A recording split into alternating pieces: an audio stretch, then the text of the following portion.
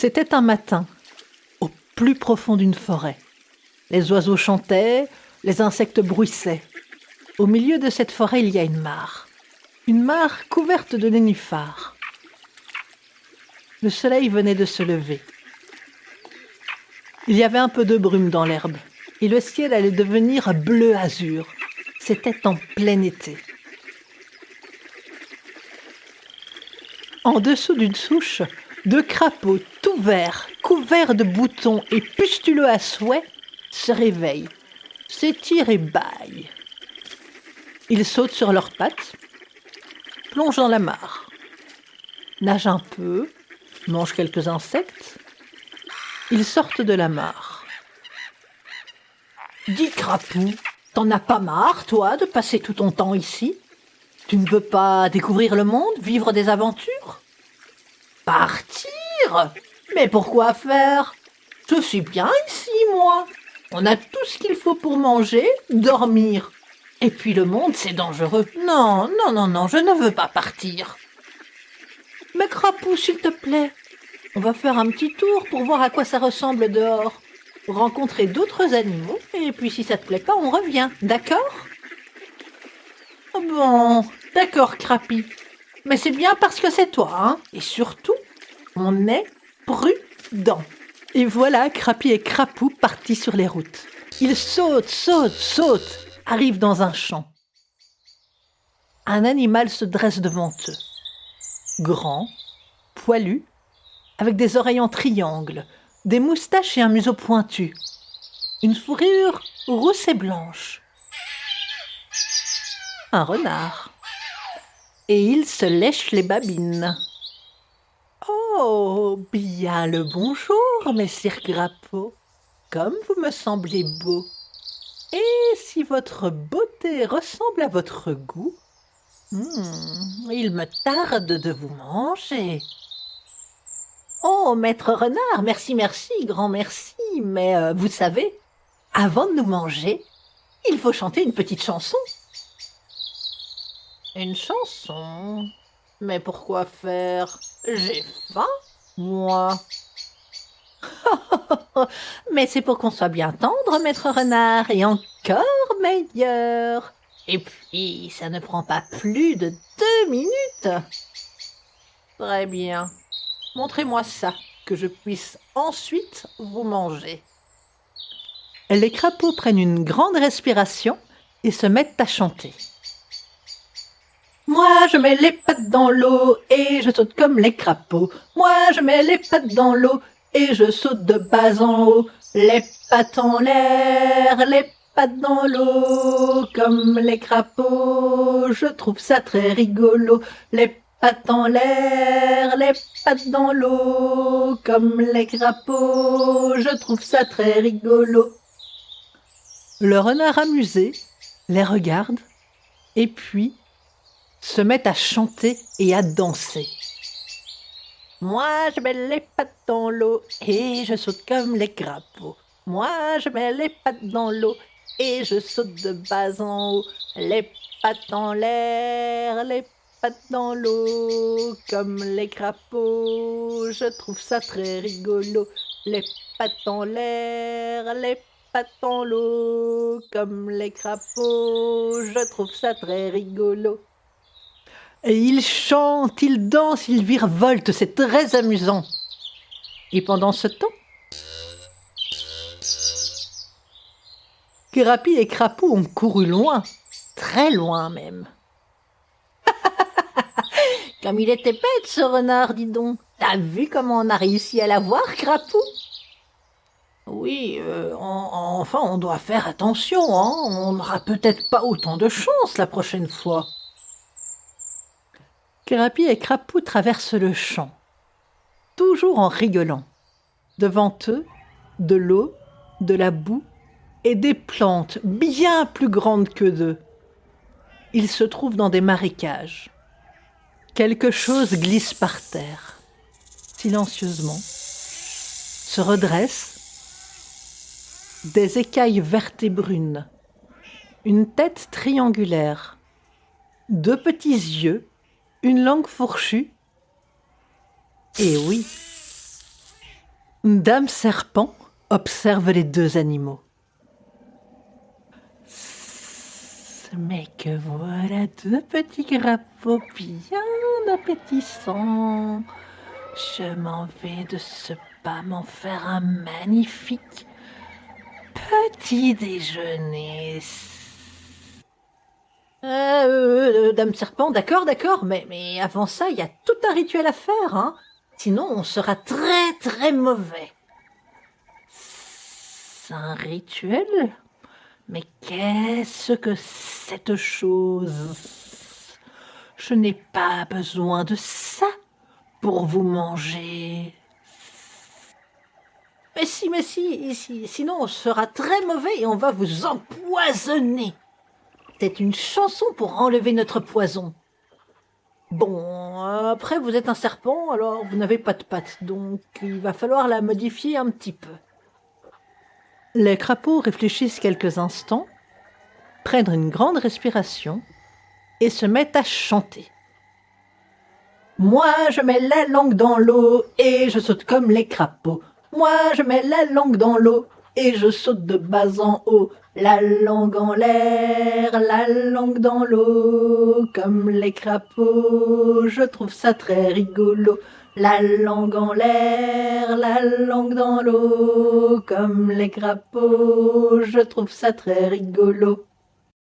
Et Dame Serpent, après les avoir regardés bizarrement, se met à chanter elle aussi.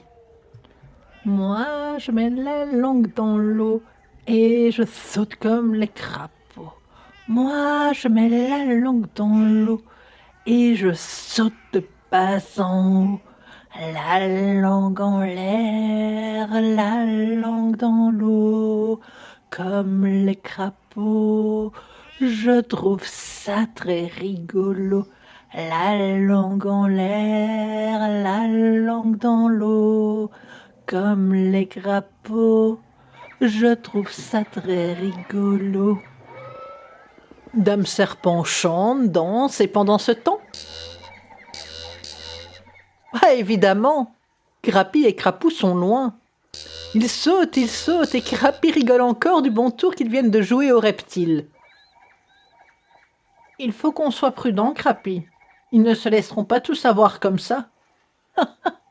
Mais si, bien sûr, on est les plus intelligents et les plus rapides. Ne t'inquiète pas, ils ne nous auront jamais. Et Crapi et Crapou avancent, traversent le marais, arrivent devant une ferme. Dans la cour, couchée dans la lumière, une boule de poils noirs et blancs, de longues moustaches, des yeux verts. Eh oui, un chat les observe. Approchez, petit, vous m'avez l'air bien joli. Je suis sûre qu'on peut jouer à cache-cache ensemble. Je compte, vous vous cachez, je vous trouve et je vous mange. Le chat se lèche les babines en observant les deux crapauds dodus. Ça a l'air très très chouette, votre jeu, messire chat.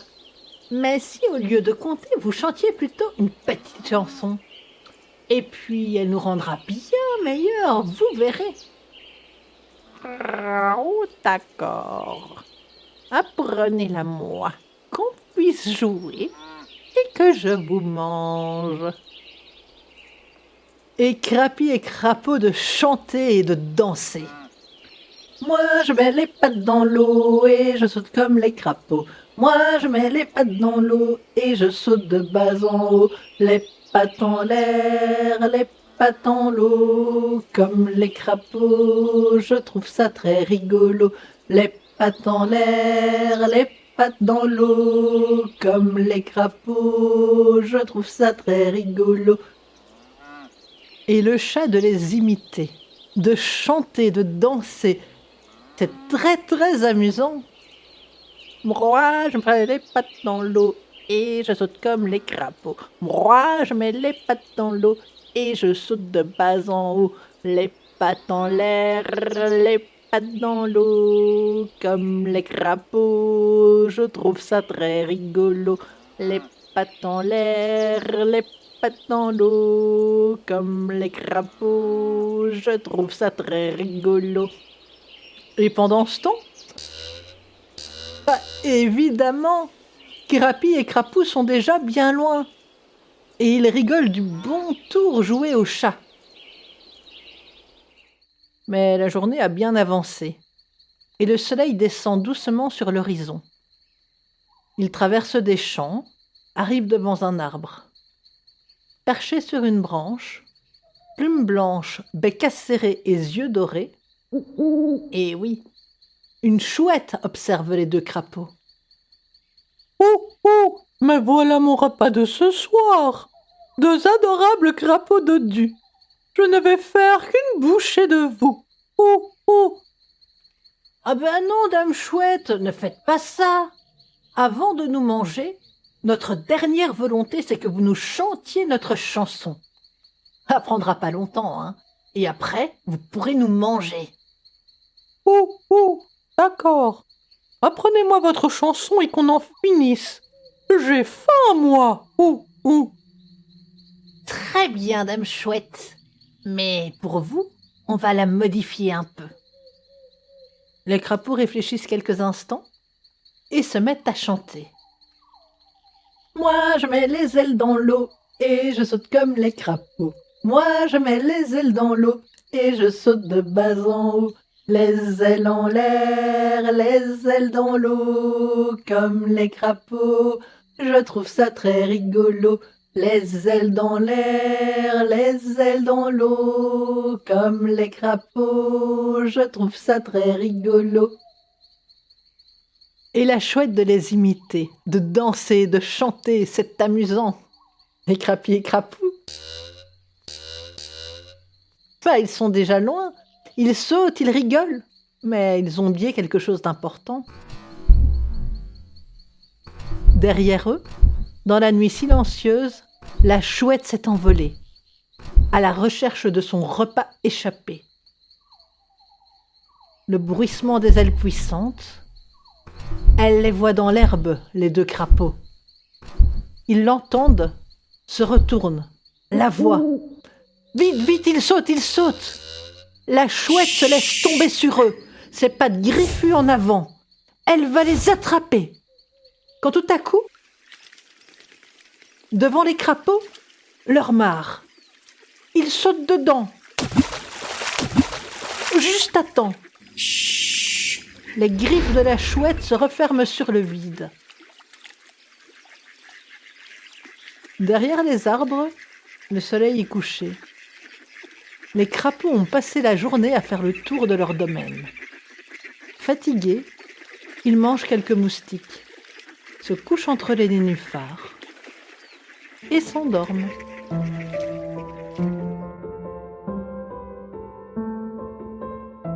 Si vous avez apprécié cette histoire, n'hésitez pas à vous abonner au podcast Je compte jusqu'à toi ou à venir me retrouver sur le site lendewell.com/histoire.